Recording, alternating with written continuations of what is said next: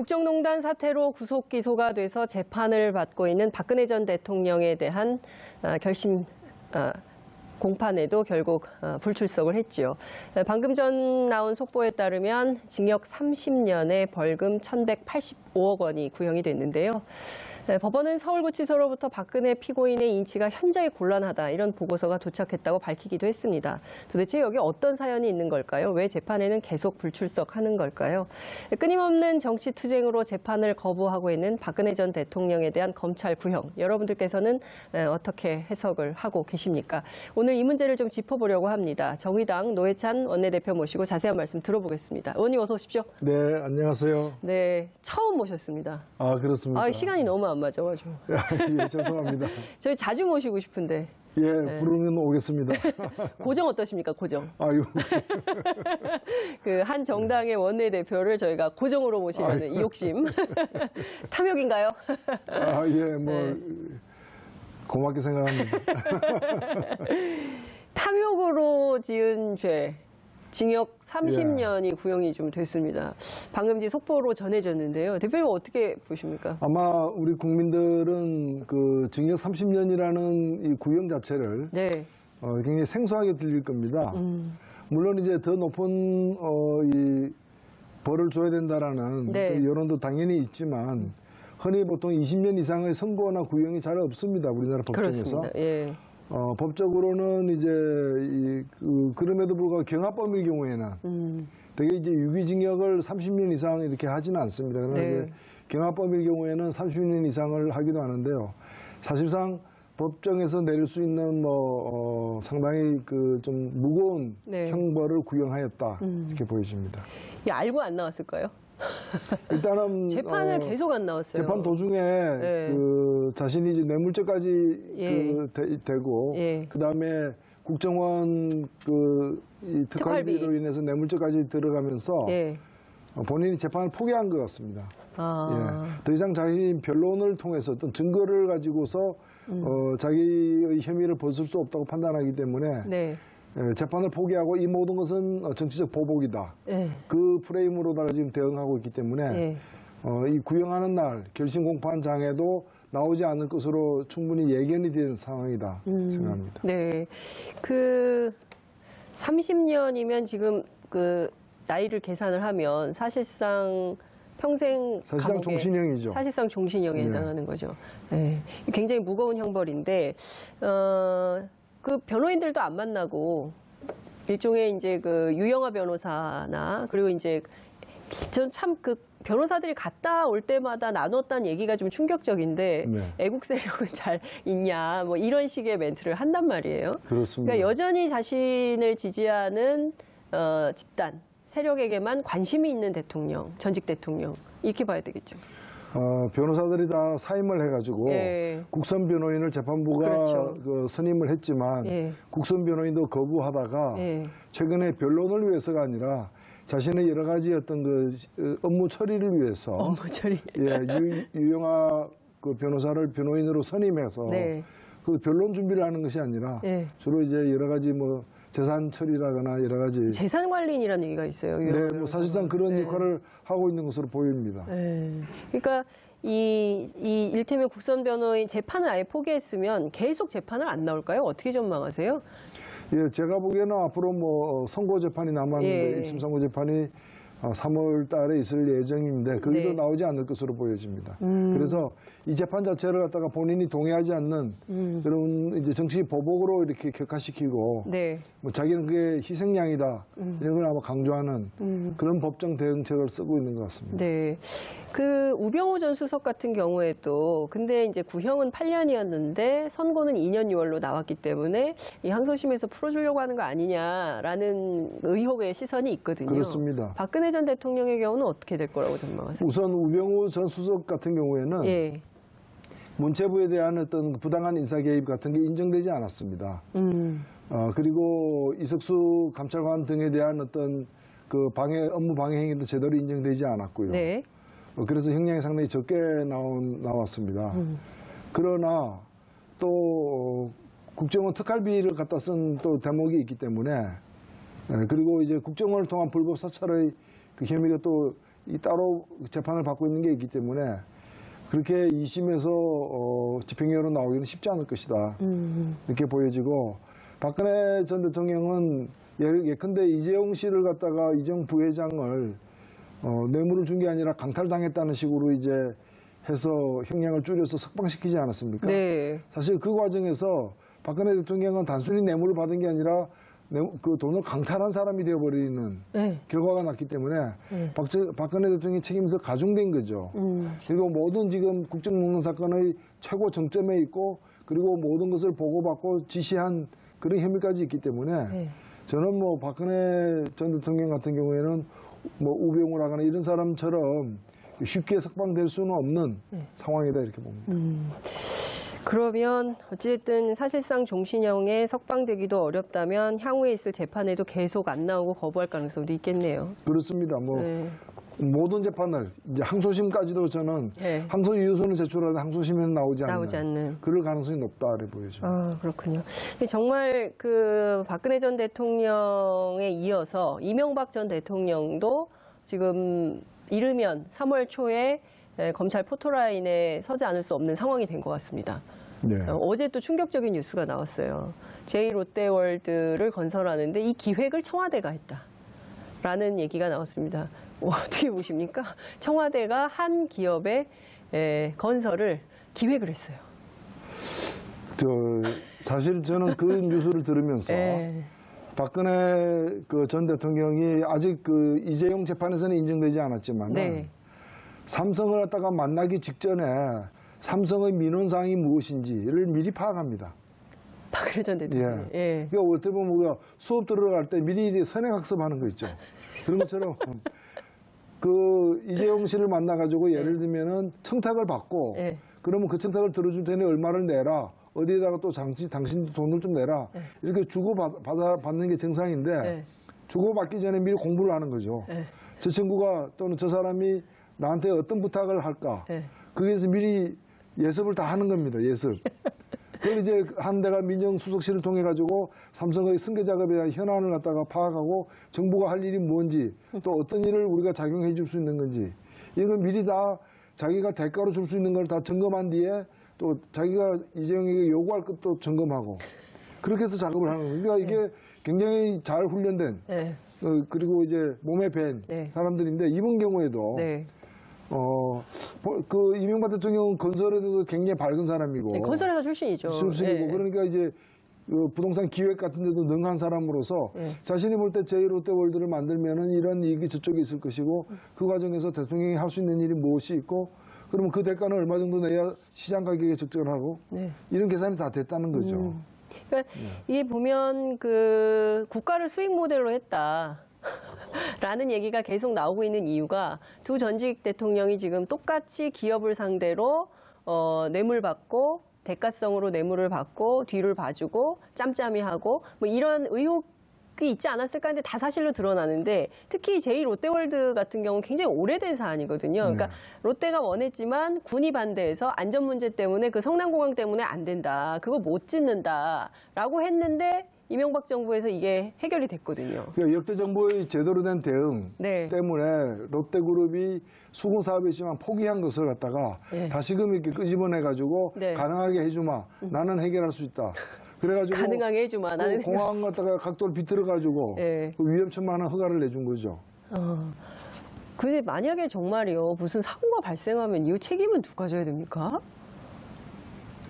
국민들이 피해자가 되는 거죠. 그러니까요. 이 끔찍한 상황에 대해서 과연 어떤 생각을 하고 이렇게 해주는 것인지 과연 정말 어떤 책임감을 가지고 국정을 운영한 건지 정말 이해할 수가 없는 수준이다 이렇게 볼 수 있을 것 같은데요.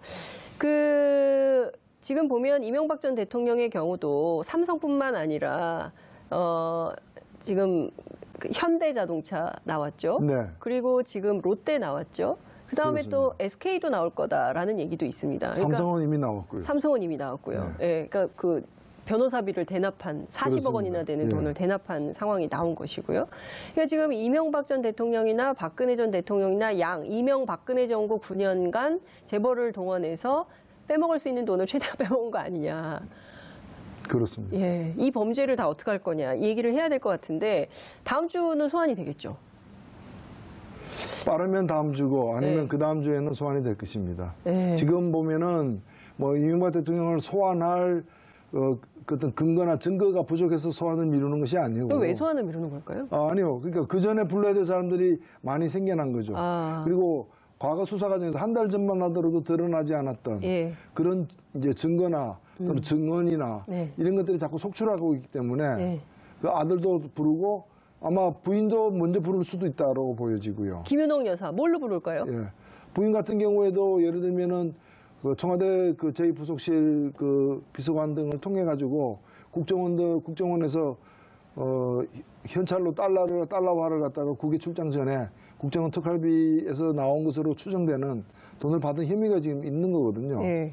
있는 것이고 심지어는 그 돈을 가지고 미국 가서 무엇을 샀다라는 사실은 의혹까지 제기되고 있는 상황이기 때문에 그렇죠. 그런 부분과 관련해서 당연히 조사 대상이 되는 것입니다. 조사 받아야 되는 거 아닌가요? 부인이라고 해서 봐주고 이럴 그런 건 없죠. 예. 예. 그 부인이냐 아니냐는 것은 마지막에 뭐 재판부가 형량을 갖다가 매길 때 혹시 감안될지는 몰라줬지만은 범죄 사실과 관련해서는 예외가 없는 것이죠. 그러면 김윤옥 여사도 소환된다.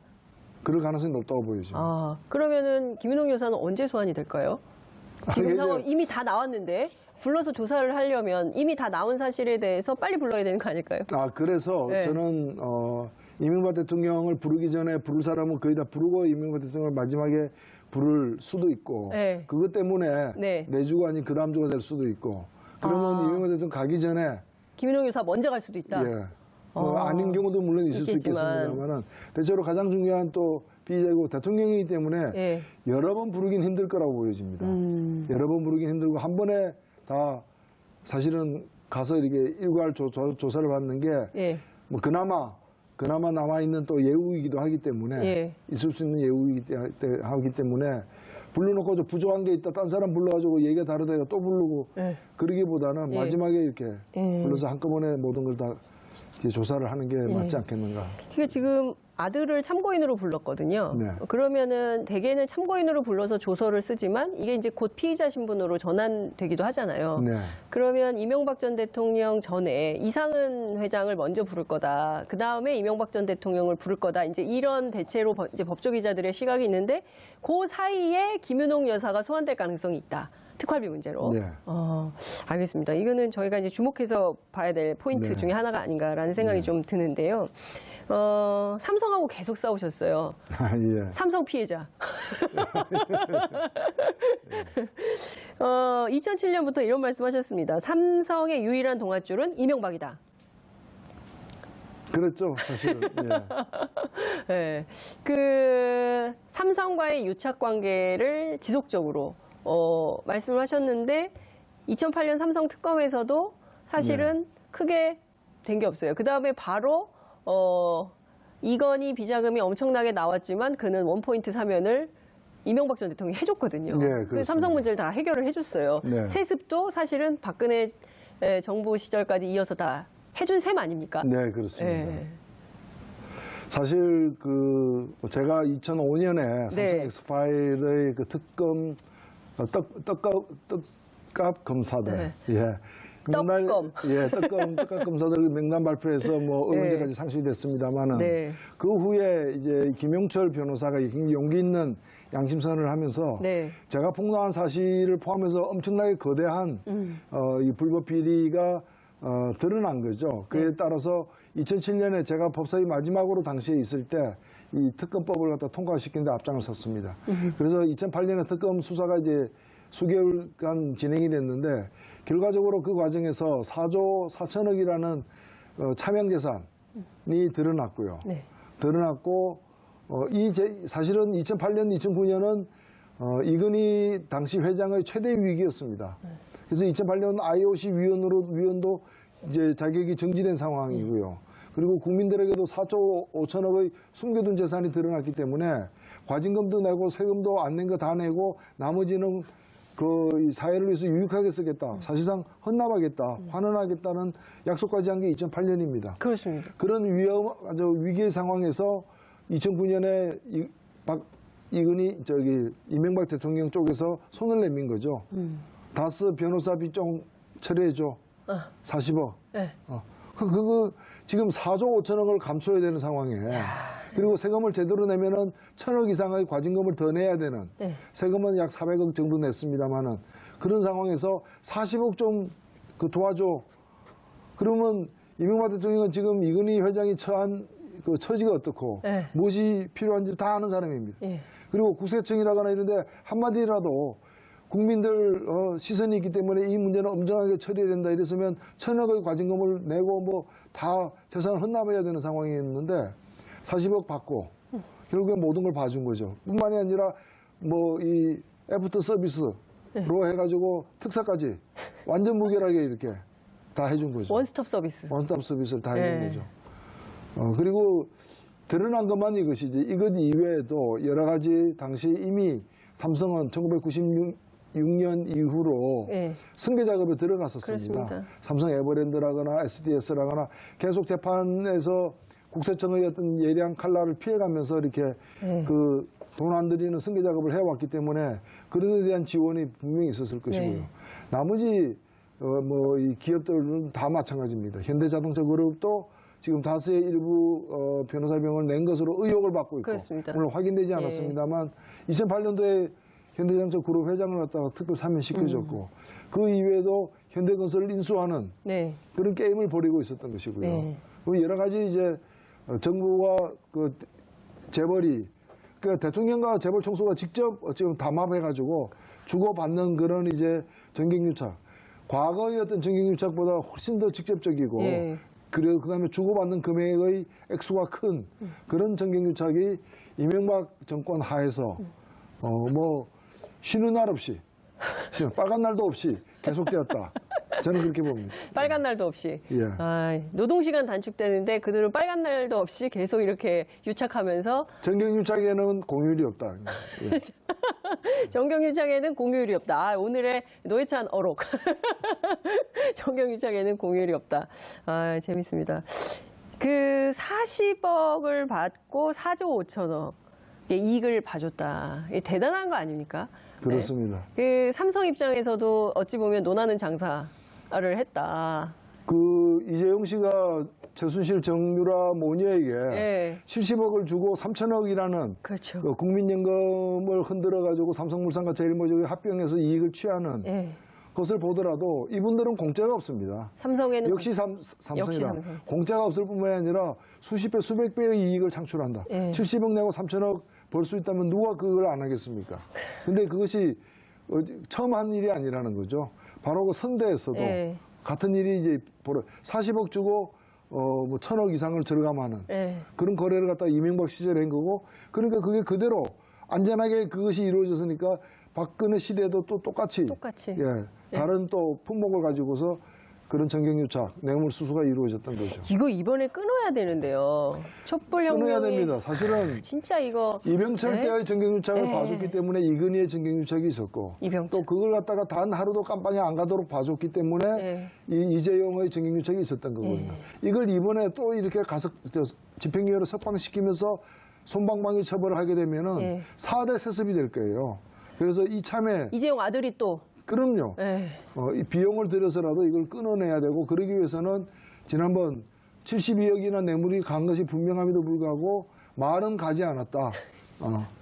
이제 말 소유권은 넘겨지지 않았다라는 식으로 해가지고 뇌물 액수를 축소해서 결국에는 내보내는 그런 판결을 갖다가 만들어낸 우리나라 이 법원은 각성해야 된다고 봅니다. 정영식 판사가 이 말 비탄화가 이게 지금 독일 마방에 방치돼 있다는 거 아니에요. 그리고 삼성 자산에 등록도 안 돼 있다는 거 아니에요. 그럼 도대체 이 말은 누구 겁니까?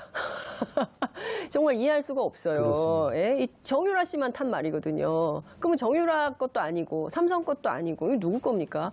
이게 말이 안 되는 얘기를 해놓고 풀어주고. 말이 생각해도 말이 안 되는 말이죠. 말이 생각해도 말이 안 되는. 역시 어록제조기. 라는 생각이 좀 듭니다. 아니 진짜 너무 황당한 거예요. 이렇게 풀어주기 시작하면 다 풀어줘야 되거든요. 그러니까 판결의 결론이 이제 석방이 아니라 석방을 목표로 판결을 한 거죠. 석방을 목표로 판결을 한 거다. 짜맞추기 판결일 수밖에 없는 거예요. 근데 이분에 대해서도 청와대에 국민청원을 했는데 이 판사 어떻게 할 수가 없다면서요? 예, 뭐 판사는 우리 달리 방법이 없습니다. 그래서 다행히 우리나라가 3심제를 채택하고 있기 때문에 대법원에서 다른 판례도 있고 또 안종범 수첩 같은 것도 이 사람 재판을 정영식 판사가 내린 재판에서는 증거로 채택되지 않았지만 다른 모든 재판에서는 증거로 채택되어 있기 때문에 그런 어떤 이 법리 적용이나 증거 채택의 어떤 변경이 생겨나면은 또 엄한 처벌을 받을 기회가 있다고 보여집니다. 네, 역시 대표님 출연하시니까 댓글이 쏟아지고 있는데요. MB 돈 욕심의 끝은 어디인가요? 자, 한 당도 용서할 수가 없다. 무거운 형벌이지만 과연 회개는 할까? 이건 박근혜 전 대통령 얘기하는 것 같고요. 노 의원님, 민주평화당하고 교섭단체 하시나요? 논의해볼 만하지 않나요? 이거 이따가 좀 여쭤볼게요. 깨알 같은 질문이 들어왔는데 이거 먼저 하고 갈까요? 갑자기 얼굴이 빨개지셨어요. 아니요. 원내대표님이라서. 하고 계십니까? 일단은 제가 몇 번 발표를 했습니다만 저희 당의 입장은 이 문제에 대해서 어떠한 공식적인 제안이 현재 없었습니다. 그런 상태에서 저희가 뭘 논의를 한다거나 입장을 세운다거나 또는 제안이 오는 걸 전제로 해서 어떤 얘기를 하는 것은 예의도 아니고 하기 때문에 일단은 뭐 그런 상태고요. 다만 공식적으로 만일 제안이 들어온다면 우리도 공식적으로 검토를 해서 빠르게 결정을 내릴 것입니다. 긍정적이십니까? 부정적이십니까? 어느 쪽도 아닙니다. 저는 뭐 제안의 내용도 보지 않고 얘기를 하다 하는 거는 좀 상대방의 결정 내리는 과정에도 침해가 되기 때문에. 네. 근데 이걸 흘렸기 때문에 저쪽은 일단 뜻이 있다. 이렇게 볼 수 있지 않을까요? 같이 하고 싶다. 다양한 생각이 있는 걸로 알고 있습니다. 그래요? 16석의 다양한 의견이 있기 때문에 그분들이 합쳐서 단일한 안을 가지고 와야 협상할 수 있다. 네, 그렇습니다. 알겠습니다. 최근에 미투 운동이 굉장히 뜨겁게 전개가 되고 있습니다. 이게 바로 이제 검찰 개혁의 중요한 신호탄 중에 하나가 될 거다 이렇게 보기도 하는데요. 안태근 검사장이 드디어 이제 피의자로 해서 조사를 받고 있는데요. 전반적으로 어떻게 보십니까? 우리 사회가 지금 전 분야, 전 진영을 가리지 않고 다 나오고 있는 거거든요. 저는 우리 사회의 그동안에 이렇게 가려졌던 혹은 때로는 고의로 감춰왔던 그런 치부가 드러나고 있는 과정이라고 봅니다. 어찌 보면 요즘에 많이 쓰는 용어를 빌자면 이것도 적폐입니다.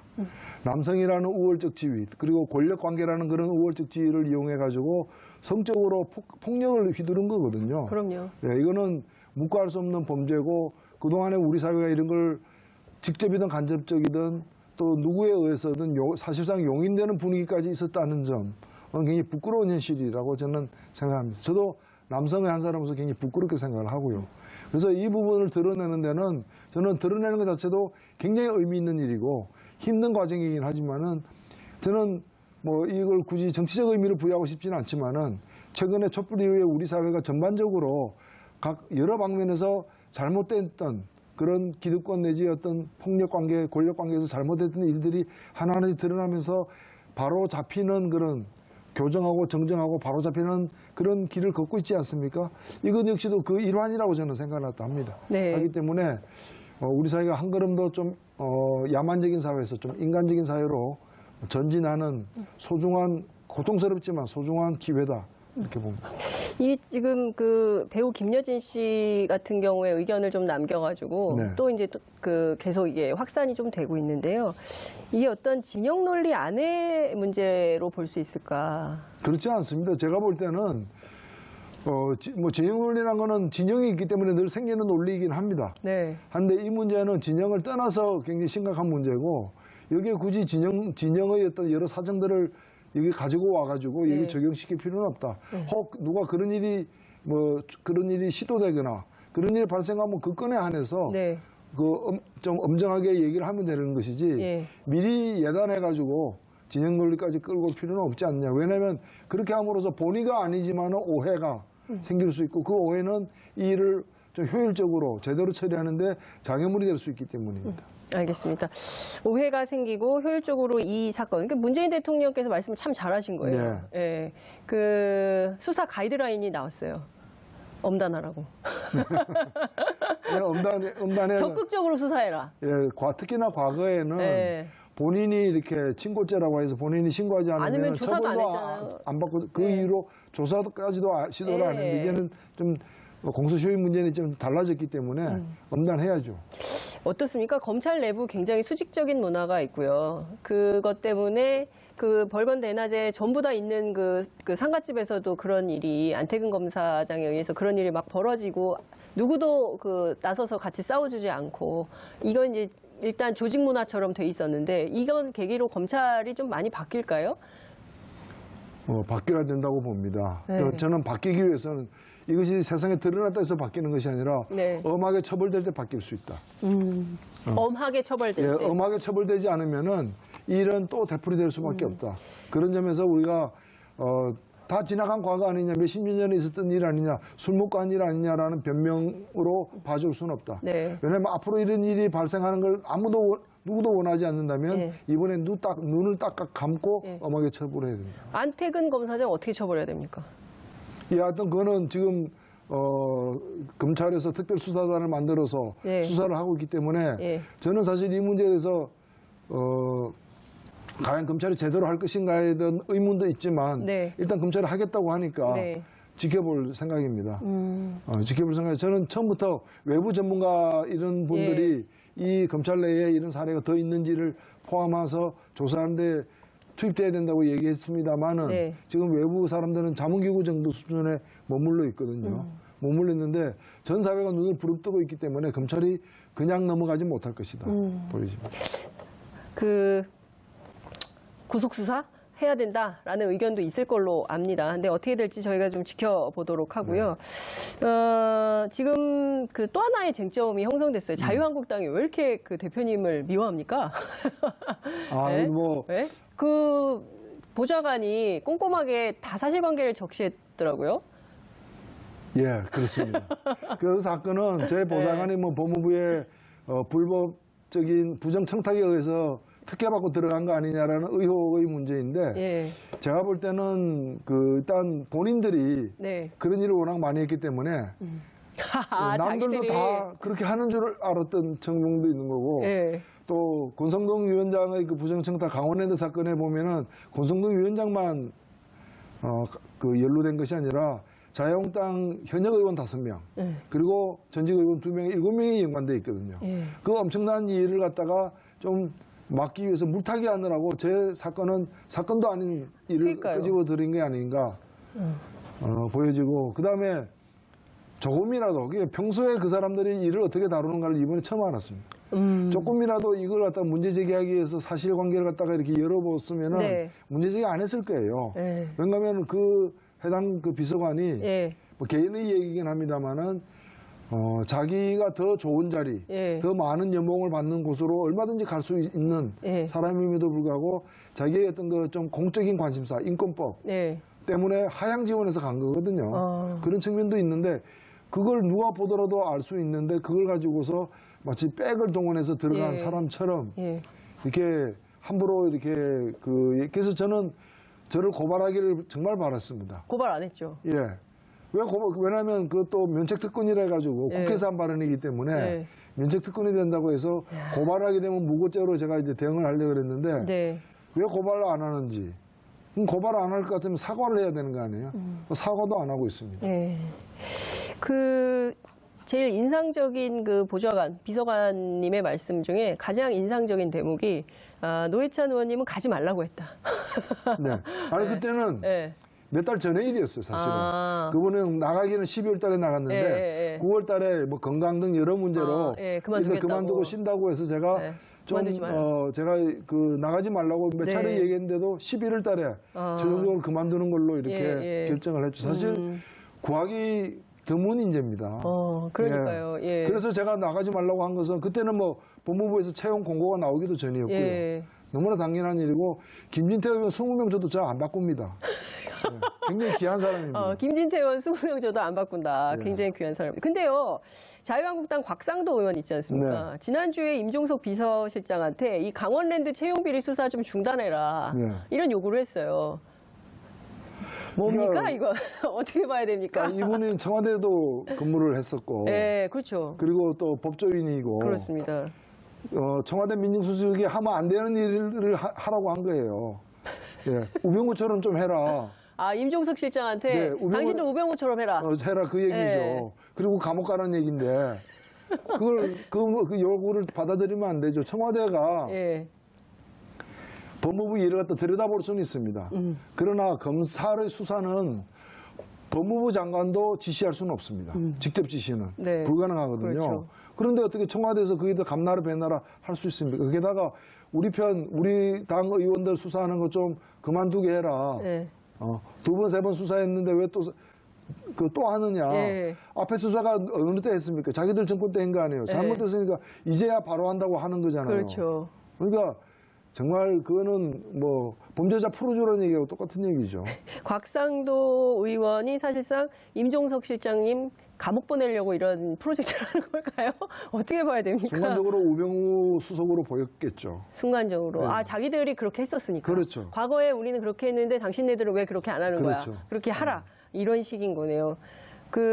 저는 이 얘기가 되게 재밌었어요. 일선 검사들이 과잉 수사하면 균형을 잡아주는 게 청와대 민정수석의 업무다. 예, 제가 그런 말을 듣고 드리고 싶은 말씀은 네. 그러니까 탄핵당했지, 이 사람아. 그러니까 탄핵당했지, 이 사람아. 아, 센 말씀 주셨습니다. 아, 진짜 댓글이 굉장히 많이 들어오고 있는데요. 문 대통령님이 되시니까 이런 운동도 가능합니다. 뭐 이런 의견도 있고요. 정의당이 국회에서 목소리를 높이고 저변을 넓히기 위해서 합당을 해야 하지 않을까요? 이런 얘기도 있습니다. 장자연 사건만 잘 처벌됐어도 미투는 없었을 것입니다. 고위직일수록 갑질 문화, 성추행 엄단해야 된다. 이런 의견도 있고요. 노르가즘 서울시장 가자. 서울시장 출마라는 얘기까지 나오고 있는데요. 그 지금 지역구가 전혀 땄는데, 그죠? 예, 저는 예. 경남 창원에 있는 예. 사람입니다. 네.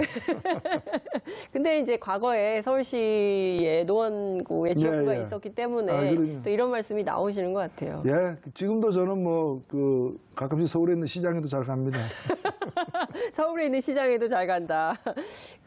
지방선거는 좀 어떻게 준비하고 계세요? 예, 정의당에게는 이번 지방선거 굉장히 중요합니다. 특히 촛불 이후에 제대로 된 나라 세우자는 국민들 요구에 부응하기 위해서도 저희들이 하여튼 선거니까 네. 다수의 당선자를 내기 위해서 네. 그리고 특히나 여성 후보 또 청년 후보를 많이 진출시키기 위해서 저희들이 당내에서 다른 당과 비교할 수 없을 정도의 인센티브를 부여하고 있습니다. 예. 선거 비용까지도 좀 많이 분담을 당에서 후보에게. 예, 그렇군요. 근데 좀 그런 생각이 좀 듭니다. 그러니까 정의당이 그 작은 정당이지만 굉장히 똘똘하게 진보적인 정책들 과거부터 민주노동당 시절부터 굉장히 그런 파격적인 무상 의료, 뭐 무상급식, 무상보육 뭐 이런 시리즈 무상 시리즈도 과거에 이제 민주노동당 시절에 이제 냈던 정책들이고 뭐 이런데 지지율이 상당히 정체예요. 예, 이유가 합니다. 뭘까요? 예, 다른 한편으로 보면 다른 당에 비해서는 대통령을 당선시킨 당 이외에 모든 당들의 지지율이 반토막 이상 낮아졌는데 저희들은 그나마 유지되고 있으니까 상대적으로는 다행이라고 보지만 정의당을 자꾸 그런 당하고만 비교해서 될 문제는 아니라고 보고 저희들이 분발해야죠. 저희들이 나름대로 이제 진보 정치 세력으로는 인정받고 있지만은 현실을 문제를 푸는 어떤 대안 세력으로서 인정받는 데는 부족함이 많다고 저는 생각합니다. 그래서 저희들이 좀 스스로 돌아보면서 뼈를 깎는 그런 또 이렇게 좀 혁신을 통해서 거듭나겠습니다. 이번 선거도 지켜봐 주십시오. 네. 그 서울시장은 누가 나오는 겁니까? 정의당에서?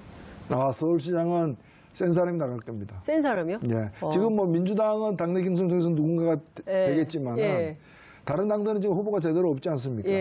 이건 좀 찬스라고 생각됩니다. 그래서 정의당에서 정의당 찬스가 왔다. 예, 찬스가 왔다. 한번 후보를 좀 만들겠습니다. 센 사람 누굴까 굉장히 궁금해지는데요. 개봉막두입니다. 근데 이제 그 얘기가 나오잖아요.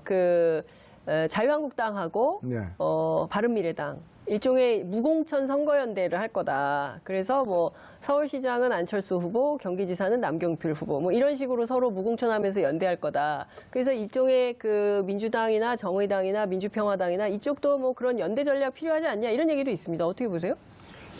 예, 일단은 기본적으로 이번 지방선거에서 전면적으로 그리고 통일적으로 일률적으로 적용되지는 않겠지만 필요한 곳에서는 민주당이나 또는 뭐 민평당이라도 필요한 경우에 저희들은 이 연대하는 문제를 열어놓고 있습니다. 연대할 수 있다. 예. 연대할 수 있다. 다만 구체적으로 보자면은 예. 뭐 서울시 같은 경우에는 뭐 연대할 거다 이런 얘기를 저희들 정한 바는 없고요. 예. 저희들은 뭐 어떤 경우도 후보는 낸다. 네. 이게 저희들 방침이고요. 예. 그리고 뭐 바른미래당과 자유한국당이 뭐 후보를 서울과 경기에서 예. 이렇게 서로 뭐 연대해서 낼 가능성도 꽤 있다고 봅니다. 다만 이런 것들은 앞으로 이제 한 이제 4월 정도 가서 이렇게 각 당의 진영이 짜지는 것에 따라 연동되어서 정해질 것이다. 그렇게 예상을 하고 있습니다. 알겠습니다. 그래서 저희들은 예. 그와 무관하게 저희들 후보를 예. 제대로 된 좀 국민들의 좀 박수를 받을 만한 후보를 갖다가 만들기 위한 작업을 하고 있습니다. 네. 이번 지방선거에서 어떤 슬로건으로 정의당이 어떻게 선전을 할지 저희도 좀 지켜보겠습니다. 네. 다음 주에 또 나오시죠? 예, 뭐 불러주시면. 알겠습니다. 또 모시겠습니다. 오늘 말씀 잘 들었습니다. 네, 고맙습니다. 감사합니다. 네. 어디에다가 또 당신도 돈을 좀 내라. 네. 이렇게 주고받는 게 정상인데 네. 주고받기 전에 미리 공부를 하는 거죠. 네. 저 친구가 또는 저 사람이 나한테 어떤 부탁을 할까. 네. 거기에서 미리 예습을 다 하는 겁니다. 예습.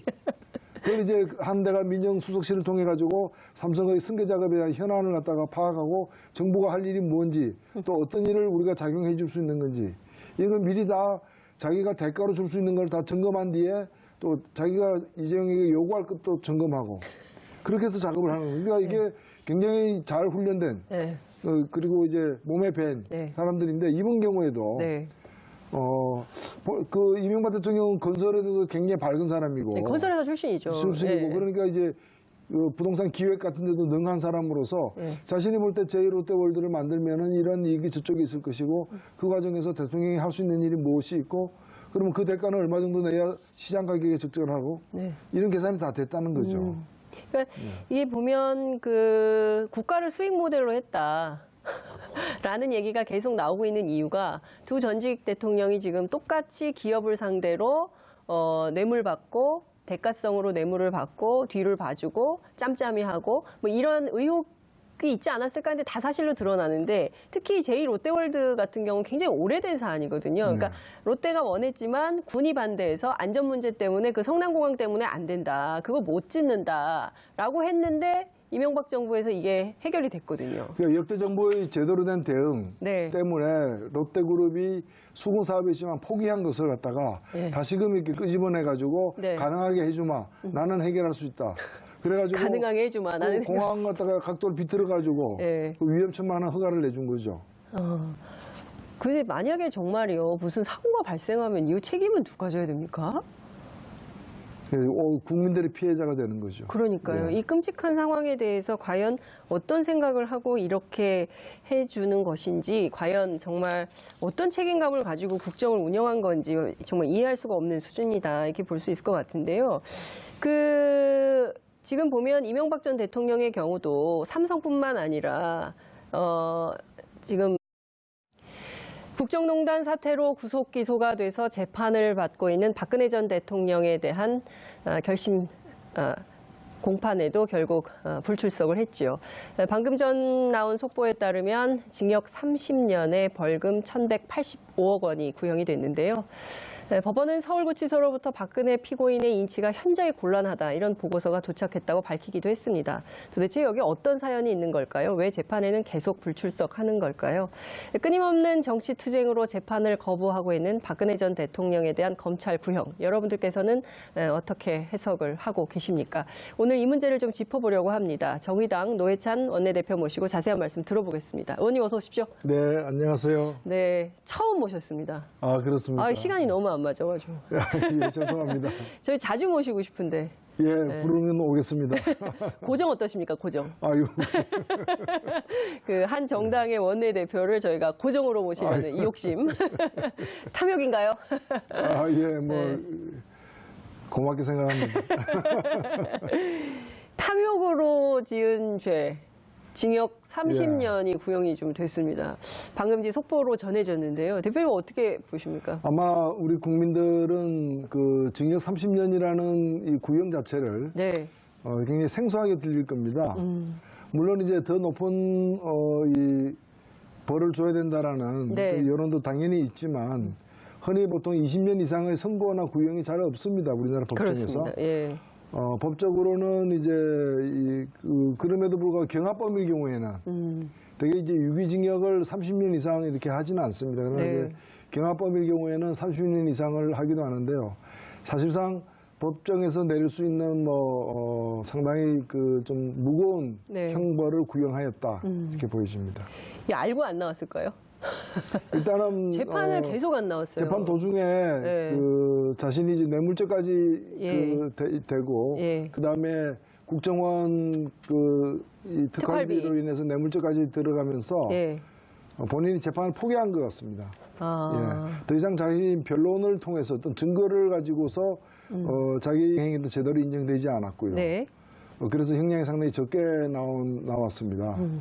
그러나 또 국정원 특활비를 갖다 쓴 또 대목이 있기 때문에 그리고 이제 국정원을 통한 불법 사찰의 그 혐의가 또 따로 재판을 받고 있는 게 있기 때문에 그렇게 2심에서 집행유예로 나오기는 쉽지 않을 것이다. 이렇게 보여지고 박근혜 전 대통령은 예컨대 이재용 씨를 갖다가 이재용 부회장을 뇌물을 준 게 아니라 강탈당했다는 식으로 이제 해서 형량을 줄여서 석방시키지 않았습니까?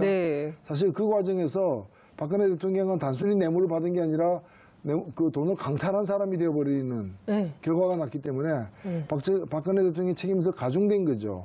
그리고 모든 지금 국정농단 사건의 최고 정점에 있고 그리고 모든 것을 보고받고 지시한 그런 혐의까지 있기 때문에 저는 박근혜 전 대통령 같은 경우에는 우병우를 하거나 이런 사람처럼 쉽게 석방될 수는 없는 상황이다 이렇게 봅니다. 그러면 어찌됐든 사실상 종신형에 석방되기도 어렵다면 향후에 있을 재판에도 계속 안 나오고 거부할 가능성도 있겠네요. 그렇습니다. 모든 재판을 이제 항소심까지도 저는 항소 이유서는 제출하는데 항소심에는 나오지 않는 그럴 가능성이 높다 이렇게 보여집니다. 그렇군요.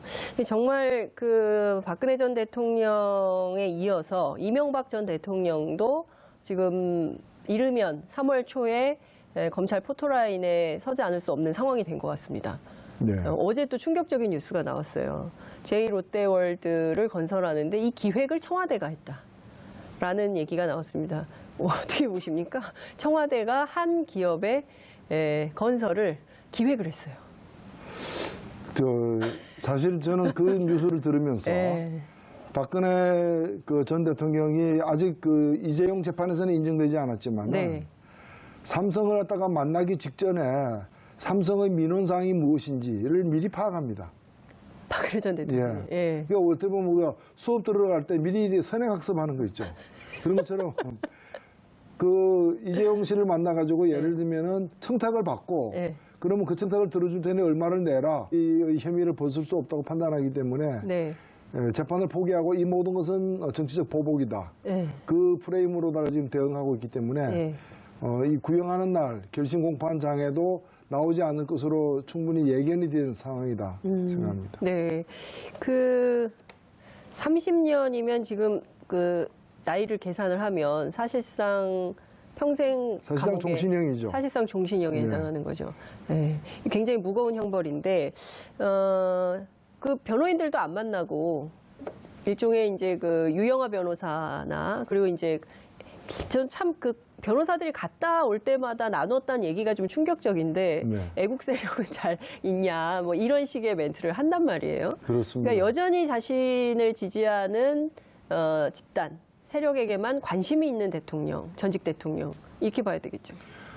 변호사들이 다 사임을 해가지고 국선 변호인을 재판부가 선임을 했지만 국선 변호인도 거부하다가 최근에 변론을 위해서가 아니라 자신의 여러 가지 어떤 업무 처리를 위해서 유영하 변호사를 변호인으로 선임해서 그 변론 준비를 하는 것이 아니라 주로 이제 여러 가지 재산 처리라거나 여러 가지 재산 관리인이라는 얘기가 있어요. 사실상 그런 역할을 하고 있는 것으로 보입니다. 그러니까 이 일테면 국선 변호인 재판을 아예 포기했으면 계속 재판을 안 나올까요? 어떻게 전망하세요? 제가 보기에는 앞으로 선고 재판이 남았는데 1심 선고 재판이 3월 달에 있을 예정인데 거기도 네. 나오지 않을 것으로 보여집니다. 그래서 이 재판 자체를 갖다가 본인이 동의하지 않는 그런 이제 정치 보복으로 이렇게 격화시키고 네. 뭐 자기는 그게 희생양이다 이런 걸 아마 강조하는 그런 법정 대응책을 쓰고 있는 것 같습니다. 네. 그 우병우 전 수석 같은 경우에도 근데 이제 구형은 8년이었는데 선고는 2년 6월로 나왔기 때문에 이 항소심에서 풀어주려고 하는 거 아니냐라는 의혹의 시선이 있거든요. 그렇습니다. 박근혜 전 대통령의 경우는 어떻게 될 거라고 전망하세요? 우선 우병우 전 수석 같은 경우에는 예. 문체부에 대한 어떤 부당한 인사 개입 같은 게 인정되지 않았습니다. 그리고 이석수 감찰관 등에 대한 어떤 그 업무 방해. 그 현대자동차 나왔죠. 네. 그리고 지금 롯데 나왔죠. 그 다음에 또 SK도 나올 거다라는 얘기도 있습니다. 그러니까 삼성은 이미 나왔고요. 삼성은 이미 나왔고요. 네. 예, 그러니까 그 변호사비를 대납한 40억 원이나 되는 예. 돈을 대납한 상황이 나온 것이고요. 그러니까 지금 이명박 전 대통령이나 박근혜 전 대통령이나 이명박근혜 정부 9년간 재벌을 동원해서 빼먹을 수 있는 돈을 최대한 빼먹은 거 아니냐. 그렇습니다. 예, 이 범죄를 다 어떻게 할 거냐 이 얘기를 해야 될 것 같은데 다음 주는 소환이 되겠죠. 빠르면 다음 주고 아니면 네. 그 다음 주에는 소환이 될 것입니다. 네. 지금 보면은 뭐 이명박 대통령을 소환할 어떤 근거나 증거가 부족해서 소환을 미루는 것이 아니고. 그럼 왜 소환을 미루는 걸까요? 아니요. 그러니까 그 전에 불러야 될 사람들이 많이 생겨난 거죠. 그리고 과거 수사 과정에서 한 달 전만 하더라도 드러나지 않았던 예. 그런 이제 증거나 또는 증언이나 네. 이런 것들이 자꾸 속출하고 있기 때문에 네. 그 아들도 부르고 아마 부인도 먼저 부를 수도 있다고 보여지고요. 김윤옥 여사 뭘로 부를까요? 예. 부인 같은 경우에도 예를 들면은 그 청와대 그 제2부속실 그 비서관 등을 통해 가지고 국정원에서 현찰로 달러화를 갖다가 국외 출장 전에 국정원 특활비에서 나온 것으로 추정되는 돈을 받은 혐의가 지금 있는 거거든요. 예. 있는 것이고 심지어는 그 돈을 가지고 미국 가서 무엇을 샀다라는 사실은 의혹까지 제기되고 있는 상황이기 때문에 그렇죠. 그런 부분과 관련해서 당연히 조사 대상이 되는 것입니다. 조사 받아야 되는 거 아닌가요? 부인이라고 해서 봐주고 이럴 그런 건 있나요? 없죠. 예. 예. 그 부인이냐 아니냐는 것은 예. 마지막에 뭐 재판부가 형량을 갖다가 매길 때 혹시 감안될지는 몰라주지만은 네. 범죄 사실과 관련해서는 예외가 없는 것이죠. 그러면 김윤옥 여사도 소환된다. 그럴 가능성이 높다고 보여집니다. 그러면은 김윤옥 여사는 언제 소환이 될까요? 지금 상황 이미 다 나왔는데 불러서 조사를 하려면 이미 다 나온 사실에 대해서 빨리 불러야 되는 거 아닐까요? 그래서 네. 저는 이명박 대통령을 부르기 전에 부를 사람은 거의 다 부르고 이명박 대통령을 마지막에 부를 수도 있고 네. 그것 때문에 네. 내주가 아닌 그 다음 주가 될 수도 있고 그러면 이명박 대통령 가기 전에 김윤옥 여사 먼저 갈 수도